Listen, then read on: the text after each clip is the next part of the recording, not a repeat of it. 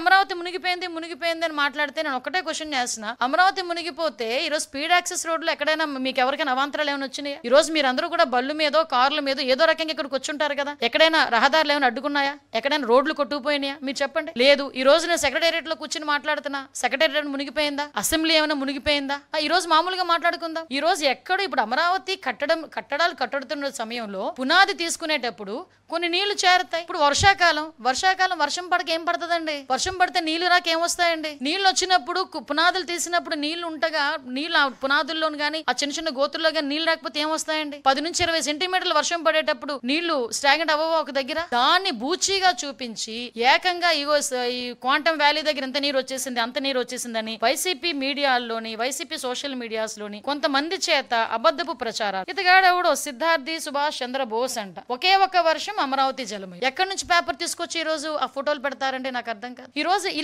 ఇలాంటివి సోషల్ మీడియాలో వేసి ఇగో దీని గురించి అమరావతి కోసం 3 రిజర్వాయర్లు ఎందుకు, అమరావతిని ఒక రిజర్వాయర్ గా కడితే పోలే, ఈ మూడు పంటల పండనేలా రిజర్వాయర్లు నీళ్లు పుష్కలంగా ఉండే కదా. అంటే ఇలాంటి ఒక రకమైన నెగిటివ్ యాంగిల్లో ప్రొజెక్ట్ చేయటం ఇది ఒక్కటే కాదండి. ఇలాగా ఒక మూకుమ్మడిగా అమరావతి మీద దాడి చేశారు.